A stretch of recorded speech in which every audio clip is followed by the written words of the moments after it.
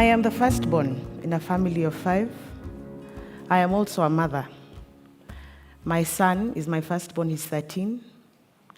My daughter is 3 years.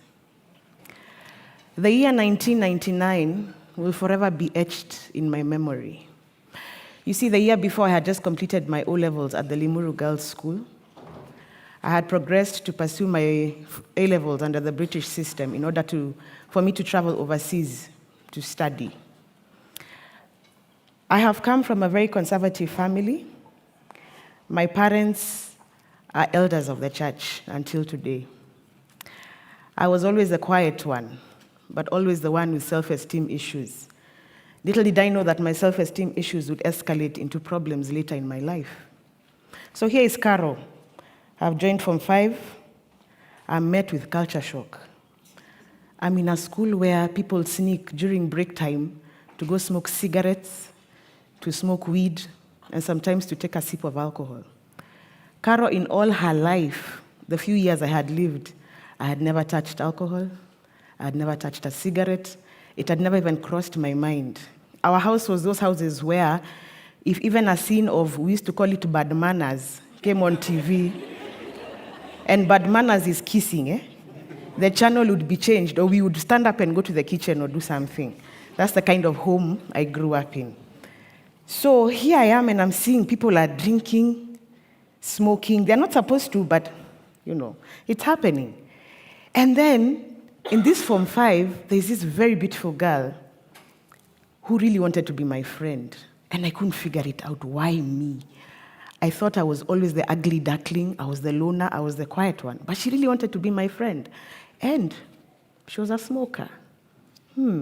How interesting. So we quickly became friends. And she quickly introduced me to my first cigarette, which was the Embassy Lights. I hated the taste. I still think it's a bland cigarette. In the course of our friendship, she realized a few things about me that shocked her. One, I was a virgin. She was not. She was a drinker. I was not. She was a smoker. She had introduced me to my first cigarette. But she also knew there's a boy I liked in a certain international school, and she told me, you know what, Carol, if you sleep with this guy, I promise you, I'll get you a bottle of what? A bottle of wine. So Carol was like, only that? Okay. So we quickly organized the deed with this guy.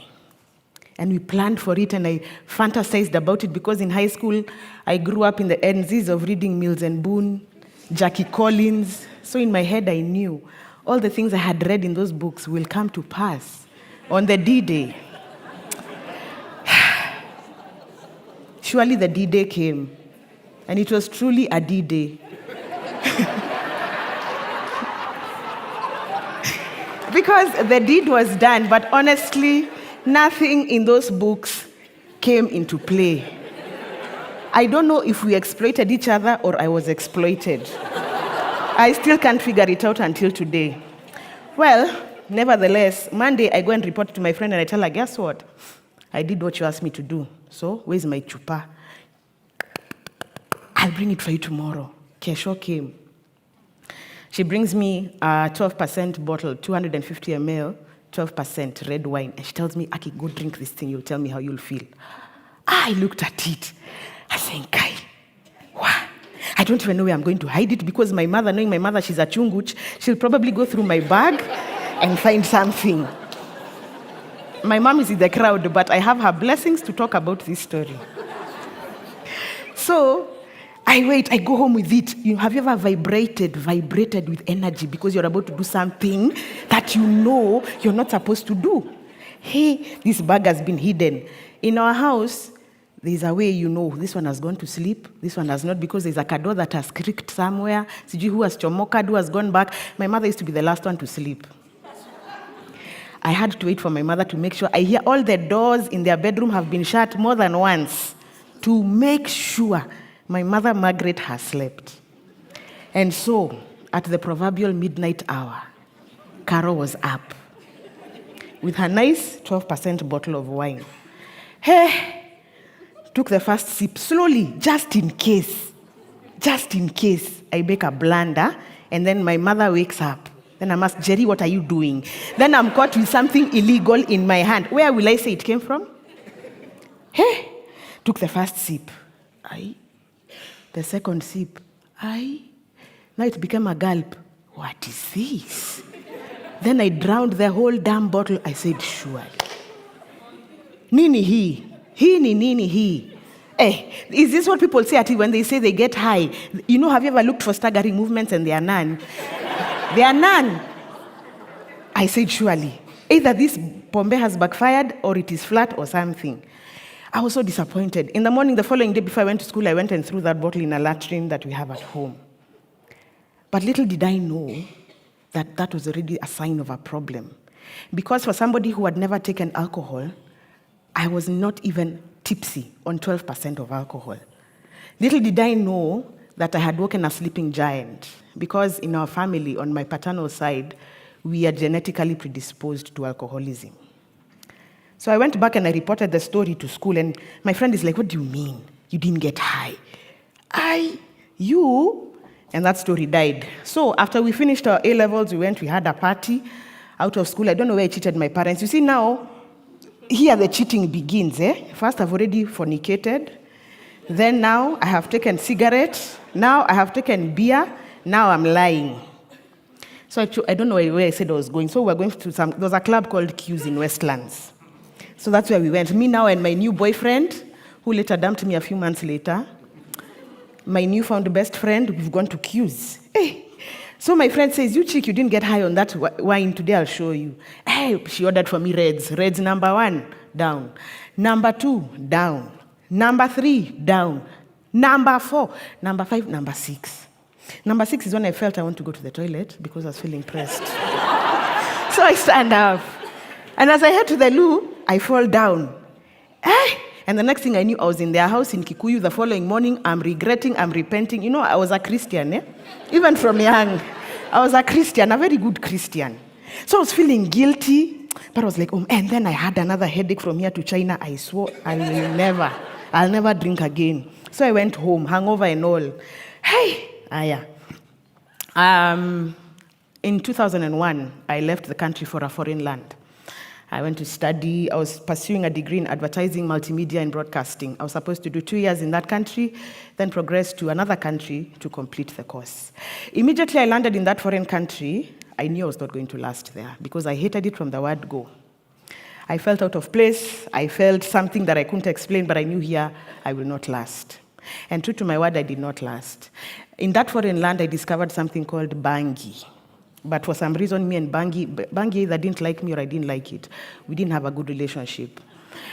In that foreign land, I ended up mixing with the culture and the people of there. And I got myself into a lot of problems because now my drinking escalated. I quickly reached a point where beers were not working for me. So I started chasing with tequilas and name it, the hot drinks. In a very short time, I realized I was in a very bad place because I missed being raped several times. I missed dying in car accidents many times. And I've always been convinced that it is the prayers of my parents that kept me going. And that is why I didn't die. So I quickly realized, here I'm in trouble. And I think I sent my dad an email or it was a phone call and I said, I'd like to come back home. So at the end of that year, I came back to Kenya. And when I got to the airport, I think my parents were so disappointed because, first of all, the person they had sent is not the same person who came back. When I went, I was full of life. First, they had even done a harambe for their firstborn to go and study. I've come back in less than 1 year, thin, dark, finished. We almost passed each other at the airport. Our ride back to Kagia, the diaspora, was very silent in that car. And I could feel the heaviness of disappointment. But here I was. And so we go back home, and my mom was so angry, and with good reason. And she said, if this girl has really ashamed us and she's been unable to even complete her studies in that foreign land, wacha masomo ikae, let her stay here. But my dad quickly talked to her, and I finally joined the KIMC, Kenya Institute of Mass Communication, where I pursued a diploma in advertising, and I did very well. My drinking stopped for a bit. Fast forward towards the end of my course. I completed my course in 2005. In March 2005, I fell pregnant. I conceived my son. And the drinking now started properly. Again, I was pregnant, I was in denial, and I was drinking. Now I finished school. I've started drinking. Here I am pregnant. I'm trying to close this shirt. Today the button was closing. Tomorrow it's not closing. But I'm still drinking. It continued like that. I started running away from home, and the drinking is just becoming worse and worse and worse. On November 30th of that year, we were somewhere drinking with my brother in a club in Karen. Then my brother asks me, "Hi, Caro, why do you look so big?" So I tell him, "What do you mean?" "You look very big." I told him, "I'm not big. It must be you who is high." Tells me, "Aye." So since we were both on the same highness level, he says, "Aye, you chick, Ebu." We go home, it's getting late. We got home at about 7. Both of us drank, me with my big pullovers and my hood. My father is the one who opened the door. He just looked at me and my brother. He said, "If people are drunk, just go to bed." Little did I know that was the beginning of my night turmoils. Because at around 3 in the morning, I was woken up by a pain in my back that I couldn't explain. So I'm like, what is this? I put my mattress on the floor, nothing. My brother used to live in the main house. So I go to my brother, I tell him, "Please go and tell Daddy, Mommy, I need painkillers." So he comes and asks me, "What's wrong?" I told him, "I don't know." At this point, imagine, I'm still in denial that I am pregnant. So he goes. So my mom comes. Now, pregnancy haifichiki, it is out in the open for the whole world to see. My mother comes and asks me, "Jerry, are you pregnant?" "No." "You're not pregnant?" "No." She just laughed and went back to bed. My father came. My father's night vision is not the best, so I don't think he suspected much at that point. So we got into the car, and he takes me to the local dispensary. So meanwhile, I'm in the other room, I'm hearing him being told she's gone into dilation. So then I had the doctor telling him, "Congratulations." Then he goes like, "Congratulations, for what? You're about to be a grandfather. To what?" "Your daughter is about to give birth." "Which daughter?" "The one you have brought." The man entered his car and went home. I later gathered that he went and told my mom, "Congratulations, you're about to be a shosho." And he slept. So here is Caro in hospital. I go into labor, very intensive labor. In fact, in that course of labor, my son and I almost didn't make it because it was a very long labor. It was about 26 hours. And in the course of that labor, my father sends me a message on my phone, a very nice message telling me to take heart, to be strong. I'm thinking, how can this man tell me these things? And they have been evil. Look at what my alcoholism has done. Now it has brought me to this point. Moving on, I got my baby. My mom came to the hospital the following day. Then I think 2 days later, we go home. And I carry my baby, and I get home. And we go to a room where we were given to stay so that because of, noise and everything. And my dad comes and looks at my son, and he says, "Wow, he's so handsome." My heart stopped. I said, "Oh my God, this man has not judged me. He has not asked me questions. He has not asked me how it happened. He's just accepted my son the way he has come." I don't think there are very many men who would do that, And then I cried for days. I used to cry silently. I was suffering from, I didn't even know there was something called postpartum depression. I have learned about it much later in life. But I suffered silently. And my mom also went into depression because it was a very hard time for us. So moving forward, I stopped drinking for some time. After a few months, I get into the media. In my working life, I've worked mostly for media houses in sales and marketing. I've been blessed, I've gotten very good jobs. So the drinking escalated. I started running away from work. I started running away from home. God has always been gracious. I was never fired from a job. I've always fired myself. And as we speak like that, by the way, one of my former bosses is here. He was the last man I worked for in 2016. But he knows my story, and I salute him for that. So I was never fired. I used to fire myself. I used to reach a point and say, "I've choked with this work. I don't like the way the boss looked at me today. I think the HR looked at me a bit funny. So why don't I just get my last salo and quit?" I once went, because I worked with an international media house, I once traveled to Johannesburg to go and do a proposal. and I was so out of it. I was so high that I couldn't perform. But I don't know why those bosses never fired me. Either they saw something in me that I didn't see in myself, or they saw this is just a confused child.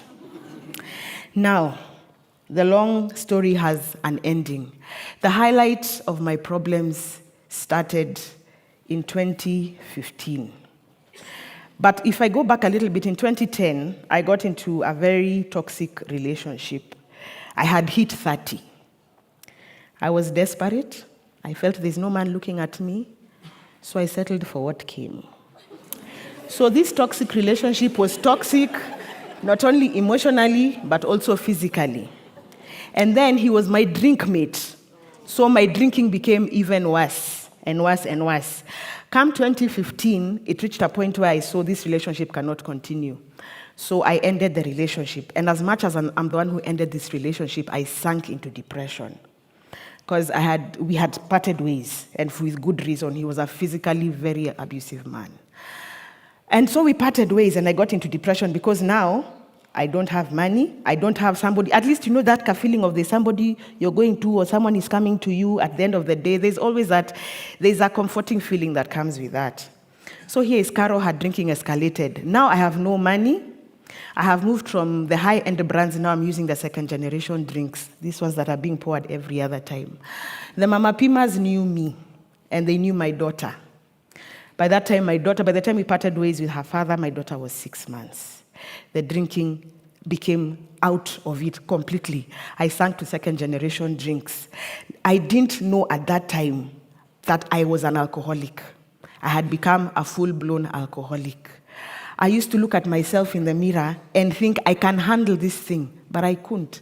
Because by the time you're sinking from drinking those high-end brands to drinking things in Mama Pima's shop, to buying things for 100 bob, and for me to get high, I needed 3 of them per day. I had a problem. My dad started seeing my problem with drinking in 2007, when my son was 3 years. My son had been admitted at Gertrude's.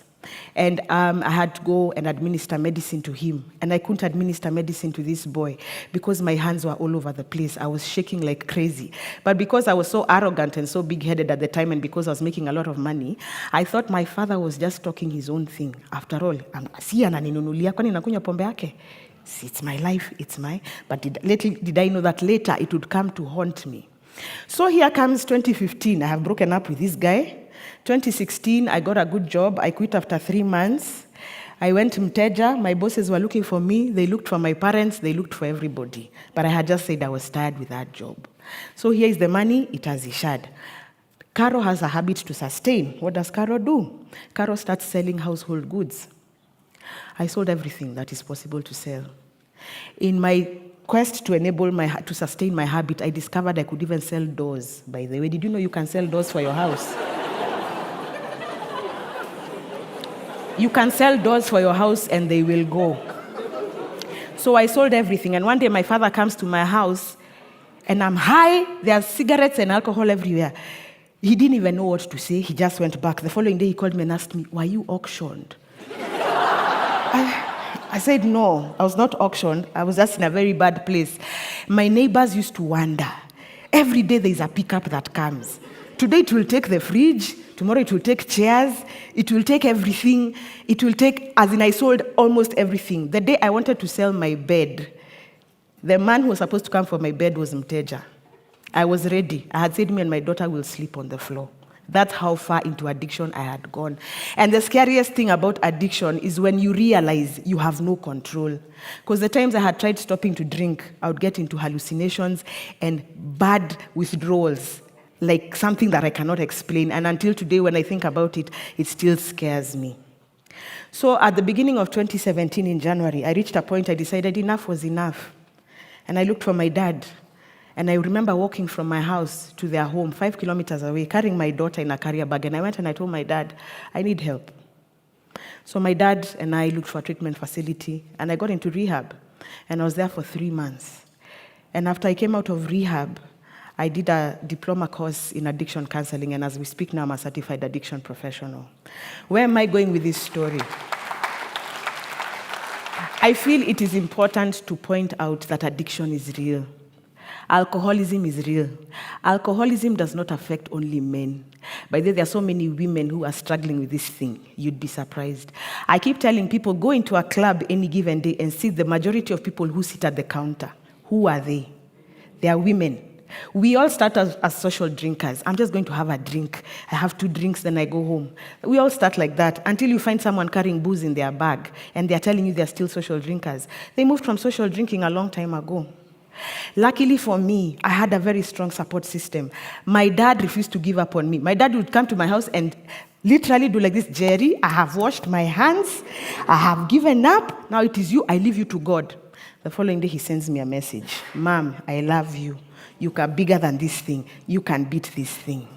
My dad spoke into my life. After I have robbed him, I have sold his things, I have lied, I have manipulated, I've done everything wrong a child can do. My father spoke into my life.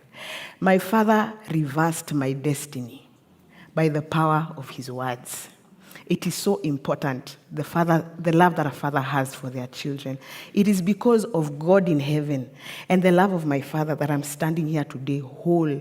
I've been sober for 1.5 years, and every day works for me.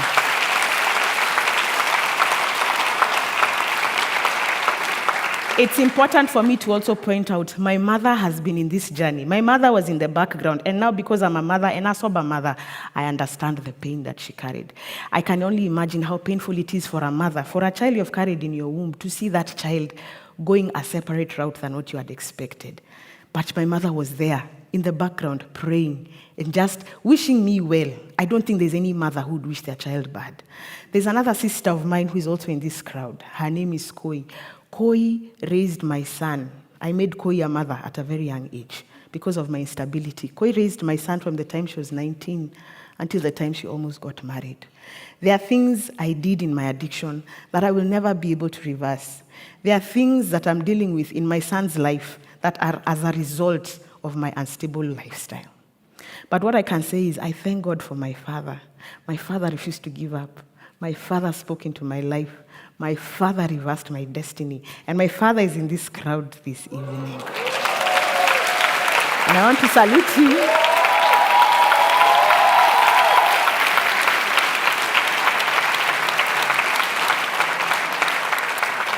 And I want to finish off by saying a father's love is real. A father's love is powerful.